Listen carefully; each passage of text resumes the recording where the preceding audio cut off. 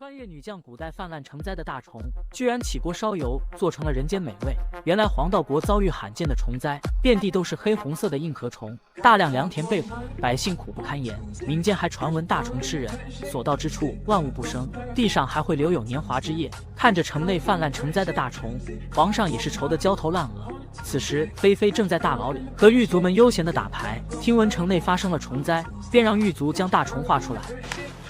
就长这样。这是个啥？突然，一只大虫闯进天牢，狱卒们吓得纷纷躲开，而菲菲则将大虫捡起。好久不见啊，小龙虾！皇上得知菲菲能解决虫灾，于是立刻让手下放人。看着遍地的小龙虾，这可把菲菲乐坏了。他立刻起锅烧油，切起了大葱，剁起了蒜末，最后将丝切片，放入油锅爆香，再将龙虾放进锅里翻炒。很快，熟悉的颜色出现，隔着屏幕都能闻到香味，让人看得口水直流。不一会功夫，麻辣小龙虾就出锅了。可女将军看着却不敢吃。干什么呀？你们尝尝看，真的特别好吃。你这边蒜蓉呢？你这边五香呢？就是个大虫子。大虫子，说那么难听，人家有一个非常卡哇伊的名字，叫做小龙虾。皇上请来其他新主品尝。当小龙虾摆在桌上后，他们都呆坐着不敢吃，看女将军吃得津津有味，于是才有新主尝试起来。皇上也夹起龙虾品尝，太监看到后却提醒他：皇上好像要剥壳啊！走过来看一看，看一看，尝一尝。而菲菲则做起了生意，百姓们也开始在大街上捡起小龙虾回家吃。此时皇太后也吃上了瘾，连宫女帮忙都不让。好久不见啊，小龙虾！女孩不小心穿越到古代，将黄道国泛滥成灾的大虫起锅烧油做成了人间美味，就连皇上都赞不绝口。这个女孩名叫菲菲，是一名实习外科医生。这天她正骑着小黄车匆忙赶往偶像的演唱会，结果途中发生意外，车子砸到一旁的路障，整个人直接飞了出去。就在这时，蛇夫座流星雨划破夜空，结果下一秒她就穿越了，直接掉进皇宫的浴池里。这里是神秘的黄道国，皇位由12星主轮换担任，而每个星主拥有不同法力。摩羯座星主北唐羿眼下正继任着皇上，此时他正在和下人玩水球。皇上一个漂亮的360度转体，一脚踢中水球，球进了，正好打翻了王爷的茶杯。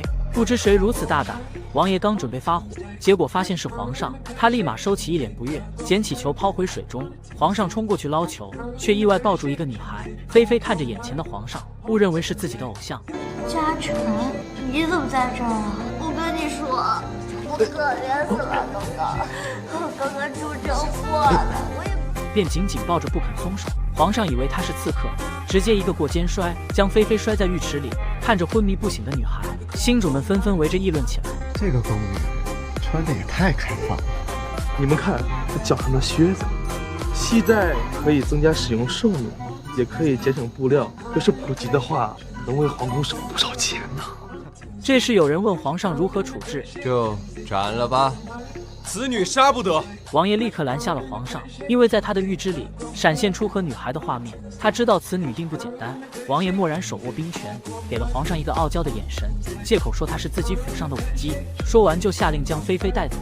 皇叔现在管的是越来越宽了，若此女再闯下什么祸端，大可记在本王的头上。皇上对此也无可奈何，只能任由墨染将人带走。晚上，皇上让人调查菲菲，想起今天在水里的场景，结果直接流出了鼻血。皇上，你怎么流鼻血了？快叫太医！不用了，走。女孩意外穿越到古代，醒来后看见一张大脸，直接把她吓得尖叫连连。原来是陈王府里的丫鬟。她摸了摸自己怪异的打扮，还以为这是真人秀节目。录节目是真人秀，是不是？我告诉你们，你们没有经过我的允许，私自把我带到这儿来拍节目，你们这个叫非法囚禁，你们知不知道？菲菲想赶紧离开这里，但丫鬟却左右阻拦，于是她拿出了秘密武器。菲菲趁机逃出了房间，下人们在身后不停追赶。皇上的护卫来探查消息，他是天蝎座的星主，拥有的技能是反弹。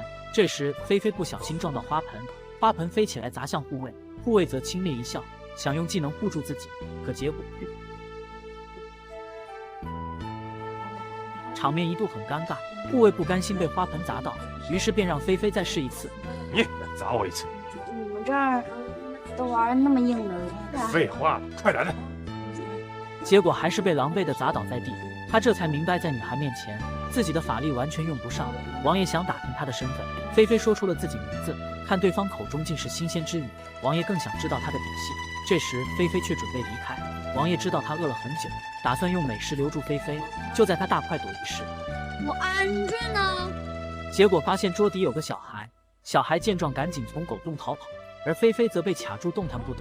这一幕刚好被王爷看到，为了摸清菲菲的真实身份，他示意手下将她踹出狗洞，菲菲就这样逃出了王府。此时二皇子正在街上游玩，因为忘记今天是金星吉日，他随意接女人扔来的香包，结果女孩们纷纷围住了他。原来黄道国流行女追男，男人接过香包就要成亲，二皇子吓得连忙跑路，结果不小心撞到了菲菲。此时菲菲才发现被人跟踪，为了脱身她只能藏起来，恰好二皇子也躲了进来。菲菲得知两人同病相怜，于是心中有了个主意。什么呢？姑娘，你有何妙见？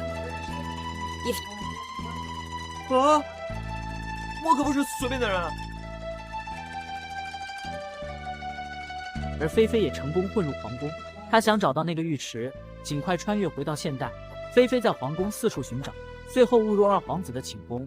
这时皇上来找二皇子，以为屏风后的菲菲是皇帝，于是对着他一顿吐槽，说陈王权势滔天。这时二皇子突然出现，皇上这才意识到不对劲，于是让人把菲菲抓了起来。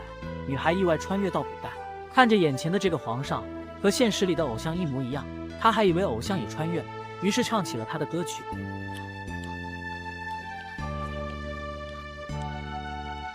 忧愁在忧愁在过往，却触不到天。结果他被关进了大牢，谁知菲菲刚走进天牢，就遇到一个犯人发疯，他拿出电棒将其电晕。令小 case。此时二皇子正在劝说皇上，想让皇兄将菲菲赐给他。皇上耐不住他的软磨硬泡，最后答应了他。二皇子还告诉皇上，他想演一出英雄救美。此时菲菲在大牢中发挥了医生的专长，居然玩起了拔罐和针灸，一番骚操作下来，众人都把他当成了神医。这时领头的告诉守卫，今晚唐王要来劫狱，大家就当作没看见。晚上唐王果然来劫狱，突然一个守卫路过，发现了身穿黑衣的唐王，他下意识地翻了个白眼，当作啥都没看到就走了。唐王拍拍小胸脯，庆幸没被发现，他又偷偷往前走，回头一看有个守卫，结果守卫自觉转身，装作啥都没看见。唐王很尴尬地离开。最后他找到了菲菲，帮他解开了手上的铁链。正当两人准备离开时，结果唐王踩到了一只手，犯人痛得大叫起来。守卫听到声响纷纷抬头，结果发现原来是唐王，于是又趴下假装没看见。结果菲菲又踩到一只手，守卫们再次抬起头，两人大摇大摆地离开大牢。事后二皇子告诉菲菲，皇上和王爷有一个约定，只要皇上能拿到万民书，就有机会掌握兵权。为了赢得皇上的信任，尽快穿越回到现代。菲菲在街上发起了传单，但最后这个方法收效甚微。那天那些女的为什么要这样？嫁给我呗。于是他又有个大胆想法，就这样二皇子成了工具人，拥抱一下就要留下签名。一时间大街上排起了长龙。